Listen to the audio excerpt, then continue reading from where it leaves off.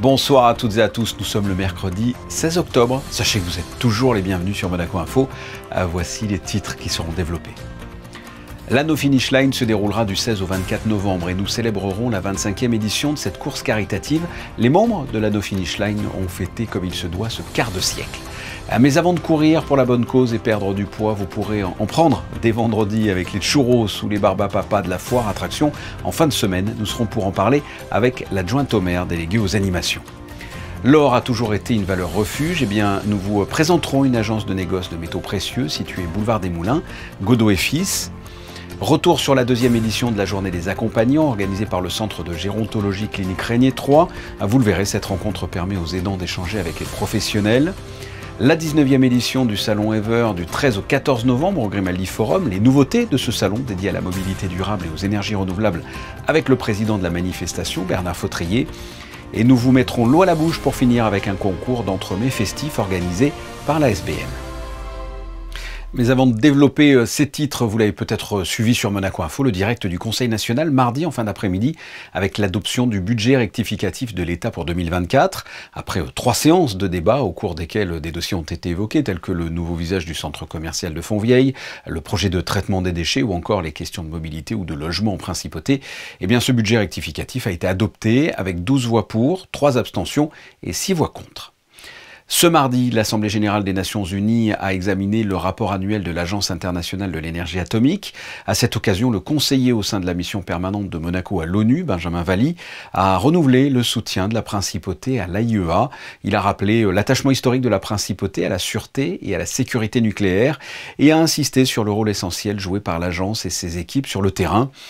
Son discours était également l'occasion d'annoncer le renouvellement du financement par le gouvernement princier de l'initiative Rayon d'Espoir, un programme spécialisé dans la lutte contre le cancer lancé il y a de nombreuses années par l'AIEA. Elle a été créée en 1999 et rassemble chaque année plusieurs coureurs et marcheurs. Vous la connaissez, il s'agit de la No Finish Line.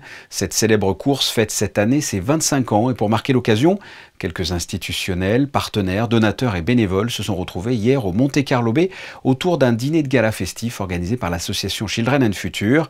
Une équipe de Monaco Info s'est rendue sur place. Reportage de Paola Semoa et Marie-Ève B.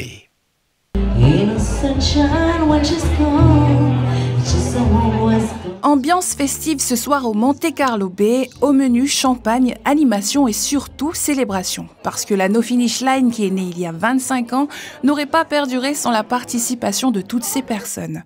Pour l'occasion, les invités ont découvert en avant-première la marraine de cette nouvelle édition. Chaque année, nous avons l'honneur d'avoir une marraine d'exception, Son Altesse Sérénissime la Princesse Charlène, qui a accepté tout de suite de nous soutenir. Nous sommes honorés de pouvoir l'accueillir sur le circuit. Ils ont également eu l'opportunité de regarder une rétrospective depuis 1999 et de découvrir le tout nouveau timbre spécialement conçu pour l'événement. Il a été pensé par Fulvio Favaloro. L'élément central, c'est le père des personnages qui court, qui fait partie intégrante du logo, et le 25e anniversaire. Donc en embriquant tous ces éléments, et j'ai imaginé l'or. La couleur or, forcément, c'est plus festif, c'est joyeux, c'est contemporain. Et le bandeau rouge, avec le blanc à côté, il rappelle le drapeau monégasque. Organisée par Children and Future, l'association a mis les bouchées doubles jusqu'au moindre détail. Émue, la présidente se remémore leur début. On a remarqué qu'en 1999, on a démarré tout petit, avec 750 personnes. Et que là, on en est à 12 000 par édition. Et on se souvient aussi des différents endroits où avait lieu la No Finish Line, dont la première au Quai Kennedy. Et puis on se souvient des coureurs qu'il y avait à l'époque, dont certains sont toujours là, de bénévoles et d'enfants et de projets qui nous ont marqués tout au long de ces 25 ans. Au total, ils sont plus de 200 invités et parmi eux, Montserrat Marchetti qui compte parmi les tout premiers sponsors de la No Finish Line. Je suis vraiment ravie de participer pour les 25 ans de la No Finish Line. C'est toujours vraiment avec beaucoup d'émotion que je viens. J'avais participé déjà aux 20 ans. J'ai une affection particulière pour l'équipe qui a lancé cet événement qui est sublime, juste. Et on est toujours très touchés de pouvoir participer. Prochaine étape, rendez-vous du 16 au 24 novembre pour la 25e édition de la No Finish Line. Ce vendredi, à partir de 14 h, ça sera le retour des gaufres, pommes d'amour, churros, auto-tamponneuses et tous les autres manèges de la foire attraction. Nous sommes pour en parler avec l'adjointe au maire déléguée au service animation, Axela Malberti-Verdino. Bonsoir. Bonsoir Fabien. Ça y est, la foire revient. Vous savez qu'on l'attend chaque année avec impatience. Vous l'attendez également, vous, la foire ? Bien sûr, avec grande impatience, considérez que je suis maman de 2 petites filles. Nous nous réjouissons déjà au sein de la famille de pouvoir nous retrouver pendant un mois, le soir, le week-end et même toute la journée pour qui le souhaite au sein de la foire. Que va-t-il y avoir? Quels sont les manèges phares entre les nouveaux et les anciens manèges?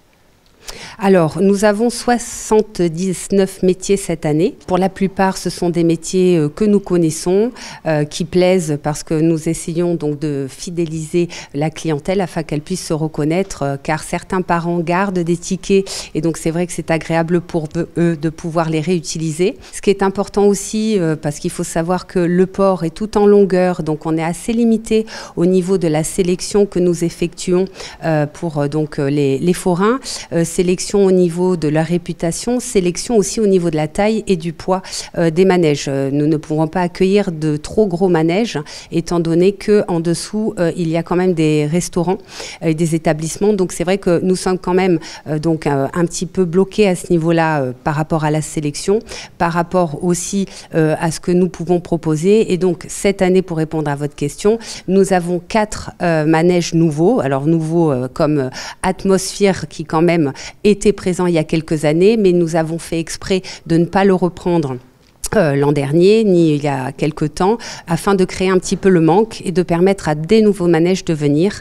Il y a aussi Pépette, un chalet gourmand qui va proposer des nouveautés culinaires et donc voilà, on essaye de proposer des petites nouveautés et toujours en ayant un point de reconnaissance sur les anciens.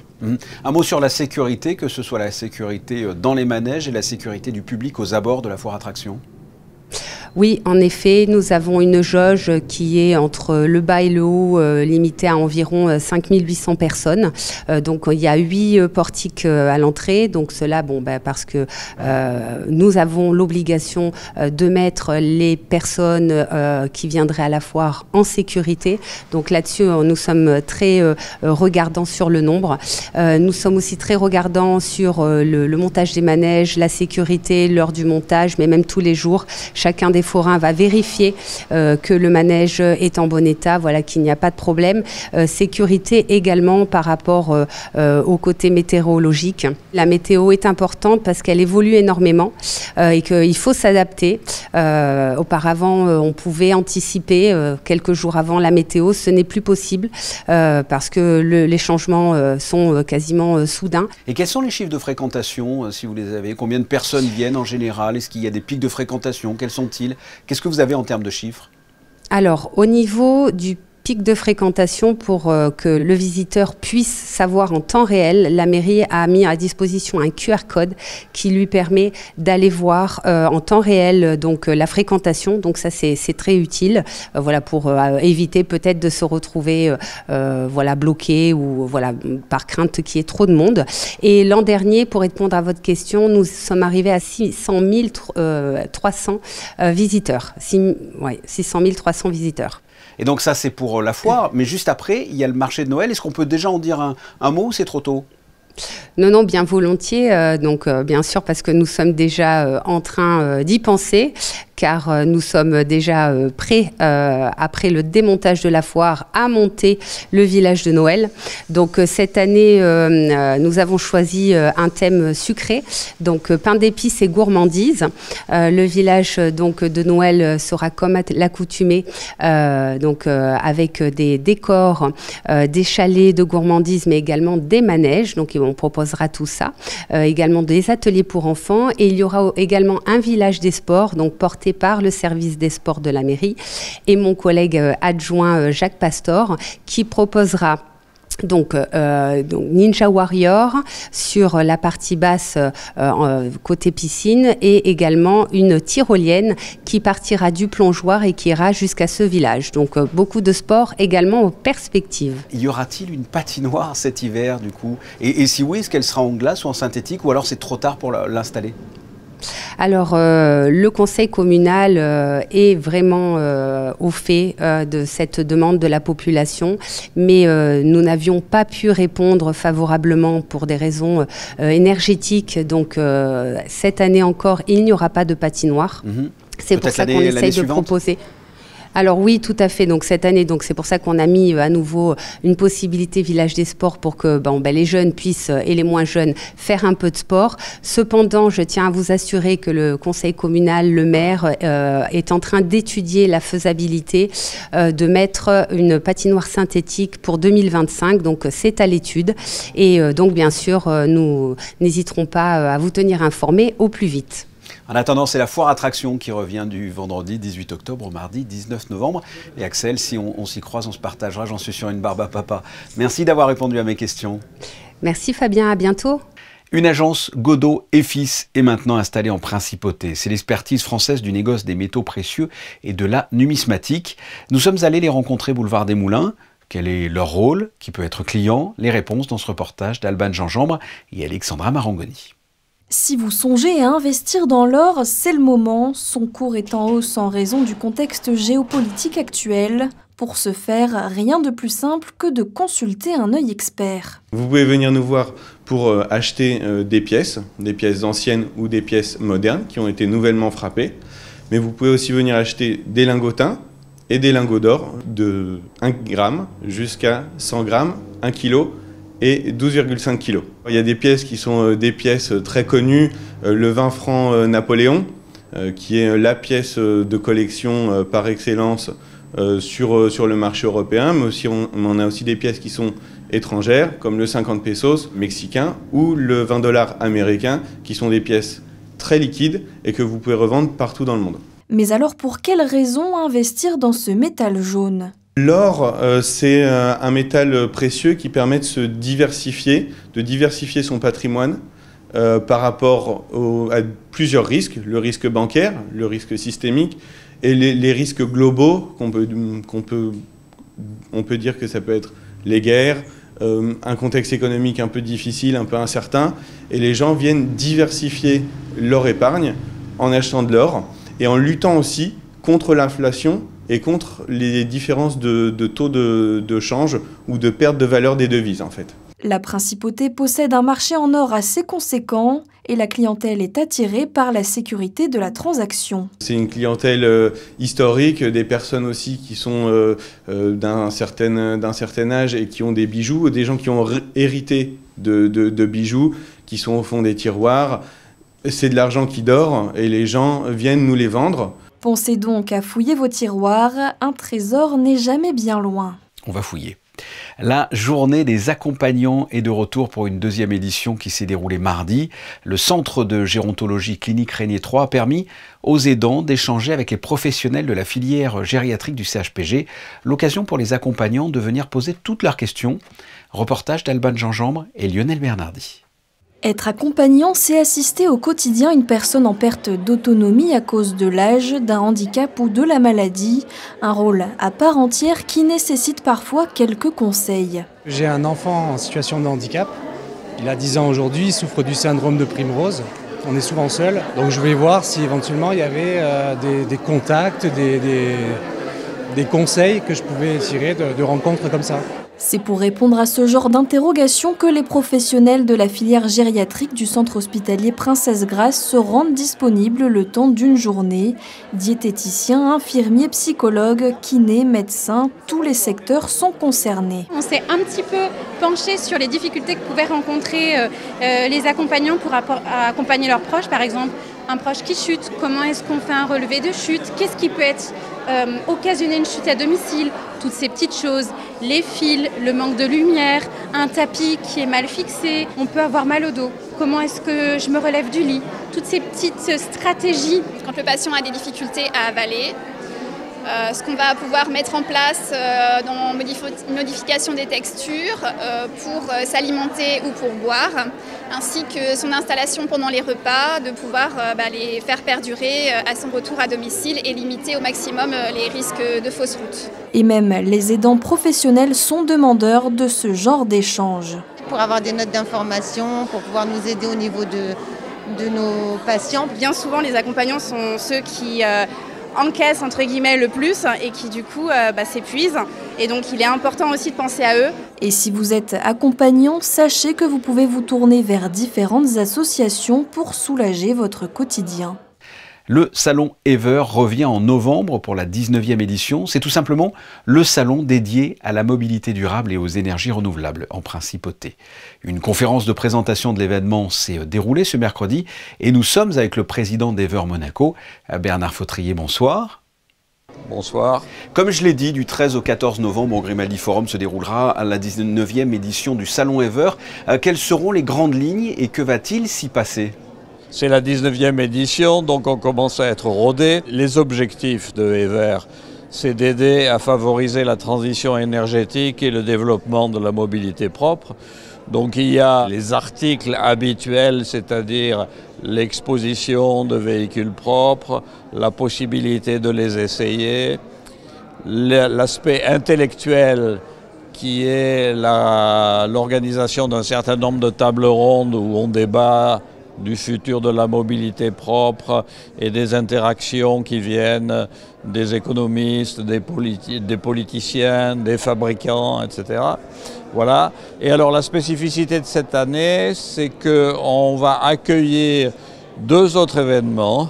Le premier, c'est ce qui s'appelle l'Aver E-Mobility Conference, qui est une conférence de niveau européen sur le développement de la mobilité propre, où échangent encore une fois les opérateurs, les constructeurs automobiles, les pouvoirs publics. Et la deuxième chose, c'est le lancement du prix européen des startups de la mobilité, qui est quelque chose qui existe depuis 6 ans, auquel Monaco s'est intéressé dès le départ. Le souverain a à plusieurs reprises participé aux opérations liées à ce prix. Et la finalité, elle est simple, c'est de mettre le pied à l'étrier à des startups, à des entreprises qui démarrent et qui peuvent développer des solutions innovantes intéressantes pour développer une mobilité qui soit une mobilité propre et acceptable pour tous. J'imagine que depuis 2006, il y a eu une grosse évolution en termes technologiques. Vous avez été le témoin de ces évolutions. On était un peu des pionniers très audacieux de promouvoir au début des années 2000 des véhicules électriques qui avaient les jambes courtes. Les progrès technologiques ont été considérables. Aujourd'hui, on ne fait plus de différence entre un véhicule thermique et un véhicule électrique. Le rayon d'action des véhicules a progressé considérablement. On peut considérer qu'aujourd'hui, il est très largement semblable entre un véhicule thermique et un véhicule électrique. Et les performances des véhicules électriques sont, enfin, mais je ne suis pas de bonne foi totalement en le disant puisque je suis un zélateur des véhicules électriques, mais elles sont souvent bien meilleures que celles d'un véhicule thermique. Et pourtant, les ventes de voitures électriques qui ont connu une hausse ces dernières années sont en baisse depuis le début de l'année. Est-ce que l'on peut parler de crise du véhicule électrique et est-ce que ça vous inquiète ? Écoutez, alors ça me préoccupe, mais je vais rectifier ce que vous dites parce qu'elles ne sont pas en baisse. Elles ne sont pas en baisse en principauté de Monaco. Non, en France, Monaco, en Allemagne notamment. À Monaco, avec le dispositif incitatif qui a été mis en place de longue date, on s'aperçoit que la progression des ventes de véhicules électriques, par exemple sur une année, c'est de 20%. On a vendu 20% de plus de véhicules électriques. On a immatriculé 20% de plus de véhicules électriques, alors que dans le même temps, le nombre de véhicules thermiques décroît. Et décroît depuis 2 ans de l'ordre de 3%. Donc, alors effectivement, tout ça, c'est une question aussi de volonté politique et de choix qui sont faits ou pas faits, de continuer à soutenir et à soutenir de façon concrète. Et pour vous, le véhicule électrique, dans le monde, peut-être pas à Monaco, puisque les ventes continuent d'augmenter à Monaco, mais dans le reste du monde, est-ce que le véhicule électrique a de l'avenir selon vous ? C'est la seule alternative raisonnable si on veut éviter d'avoir un dérapage qu'on commence à voir des paramètres climatiques avec les conséquences dramatiques que ça emporte. Un mot peut-être aussi sur le Riviera Electric Challenge, hein, ça sera la 10e édition. Qu'est-ce que cette compétition pendant le salon Ever ? C'est pas une épreuve de vitesse, hein, mais nos amis organisateurs vous diraient avant tout, c'est une épreuve destinée à cultiver l'efficacité énergétique. C'est d'essayer d'avoir un événement qui puisse apporter dans les territoires qui sont traversés l'illustration de ce que la mobilité électrique, c'est une bonne chose. Voilà, donc il y aura une 50aine d'équipages qui partiront de Monaco pour rejoindre Cagnes-sur-Mer, en passant par nos amis italiens jusqu'à Dolceacqua, etc. Je le rappelle, le salon Ever se tiendra au Grimaldi Forum les 13 et 14 novembre prochains. Merci d'avoir répondu à mes questions. Merci à vous Fabien, bonne soirée. Le club suisse de Monaco a célébré son 75e anniversaire mardi à la Salle Empire de l'Hôtel de Paris en présence du prince Albert II. Plus de 200 invités étaient présents pour l'occasion. Ils ont pu bénéficier entre autres d'un concert de musique traditionnelle helvétique. Toujours en bref, vous voyez le vernissage de l'exposition consacrée au Cantique des créatures de Saint François d'Assise. C'est la conclusion d'un projet organisé par un comité de promotion des langues italiennes en partenariat avec l'établissement FANB Avenue de Roqueville. Des élèves de première ont traduit ces cantiques et c'est ce qui donne cet ouvrage d'art. Parlons à présent de cette initiative gourmande. Un journaliste de Monaco Info a eu le privilège hier de faire partie du jury du concours d'entremets festifs organisé par la SBM. Un jury qui était composé de chefs de cuisine, de pâtissiers, de membres de la SBM, de personnalités de la principauté et de journalistes. Alors en quoi consistait ce concours et quel en était le thème? La réponse dans ce reportage signé Christine Petit-Homel et Camille Caloni. L'édition 2024 était placée sous le thème « L'envers du décor de Noël ». 5 candidats participaient à ce concours organisé en interne par la SBM. L'objectif, mettre en lumière les talents des équipes culinaires de la Société des Bains de Mer. Les candidats devaient réaliser en seulement quelques heures la meilleure bûche de fin d'année, avec comme défi inclure des ingrédients de saison tout en faisant preuve d'une démarche éco-responsable, sans oublier bien sûr les produits locaux, toute la difficulté de ce concours. Je pense que ça limite en fait, vous êtes vraiment limité dans vos recherches, donc, et puis en ce moment, il n'y a pas grand chose à part les agrumes, et ça s'est ressenti d'ailleurs sur les dégustations. Qu'est-ce qui fait la différence? Pour moi, bon, le visuel, mais ensuite c'est quand vous le mangez, est-ce que vous avez envie d'y revenir? Si au bout de 2-3 cuillères vous êtes écœuré, c'est un malaise quoi. Et surtout ce qui est important, il faut penser que c'est fin de repas. Là c'est les bûches en plus, donc il faut vraiment que ça soit quelque chose de frais, léger et qui reste léger quoi.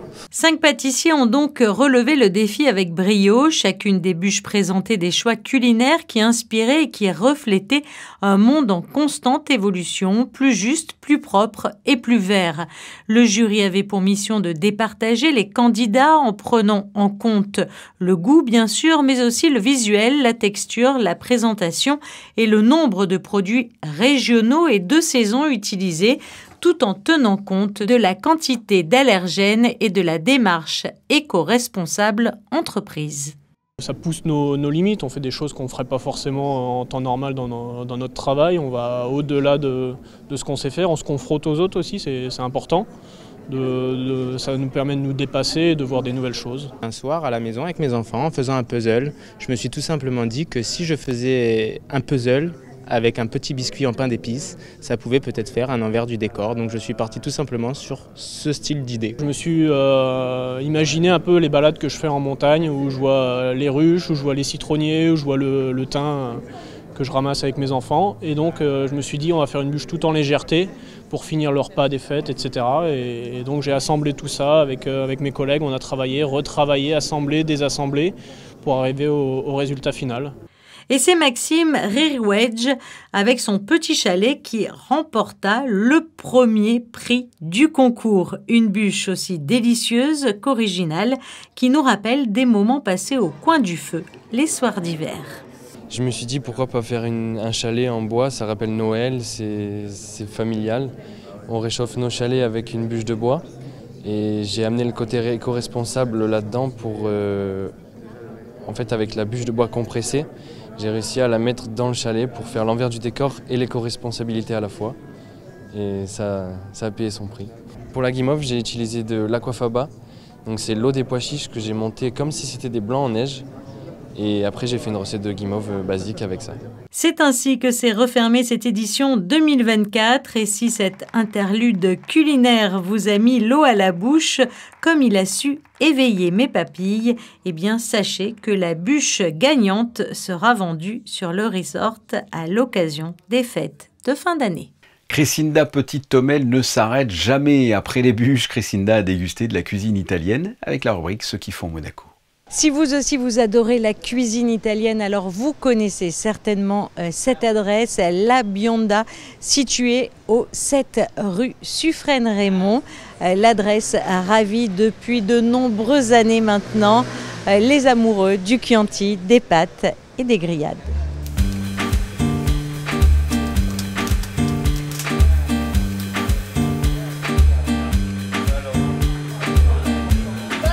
Nous sommes arrivés nella Principauté nel 2013, moi et mon partenaire qui s'appelle Jacopo Foschini. Et nous avons continué en tradition familière. Les premiers restos c'était en Italie, et c'est dès 1968. Et après la grand-mère de Jacopo, qui c'est la Bionda. Le nom de la Bionda, il arrive parce qu'en Italie, normalement, dans les premières années 50, toutes les femmes et les hommes, ils avaient un nickname. Et la grand-mère de mon partenaire, c'était la Bionda, comme votre chevaux.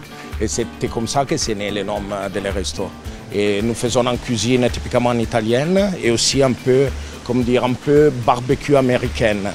Et nous faisons les grosses pièces de viande, comme dire la picanha, Angus, Tomahawk, Chateaubriand, beaucoup de typologies de viande. Nous travaillons beaucoup avec les locaux. Et notre resto c'est rentré dans le cœur de la Principauté. Ça c'est une chose que moi j'adore. L'ambiance est hyper tranquille, hyper relaxée comme moi. Et nous adorons boire, faire un peu de fête, mais tout dans l'éducation, comme dire. Les targets de la clientèle, c'est dans les 10 ans, peut-être moins, jusqu'à arriver à les 80 ans. Nous ne faisons pas de différence et tous les gens adorent cet endroit. Et nous sommes hyper contents. Qu'est-ce qu'on peut vous souhaiter encore de plus? En plus, c'est peut-être rester encore ici 20 ans, continuer comme ça, con notre méthodologie de travail sérieux, tête sur l'épaule, toujours, dans le respect de l'endroit, de la principauté, et continuer à écrire un petit part de l'histoire, c'est ça. C'est donc toujours avec le sourire et dans une ambiance chaleureuse que le restaurant La Bionda vous accueille midi et soir du lundi au vendredi et puis à l'heure du dîner uniquement le samedi. Avant de refermer ce journal, faisons le point sur vos prévisions météo avec Alban Jean-Jean. Bonsoir Alban. Quel temps est prévu pour demain ? Bonsoir Fabien, bonsoir à tous. Le ciel restera gris demain en Principauté avec une instabilité qui s'accentuera au cours de la journée. Quelques averses sont attendues avec de potentiels foyers orageux plus intenses en soirée. Le thermomètre affichera entre 18 et 20 degrés tout au long de la journée. Et en ce jeudi 17 octobre, nous fêterons les Baudouins. Merci Alban. Nous parlions de la 25e édition de la No Finish Line qui se déroulera, je le rappelle, du 16 au 24 novembre à Fontvieille. L'occasion pour nous de consacrer les photos du jour aux précédentes éditions de cette belle course caritative. Ce journal est terminé, on se retrouve jeudi à 19 h pour une nouvelle édition. En attendant, je vous souhaite de passer une excellente soirée. À très bientôt, au revoir.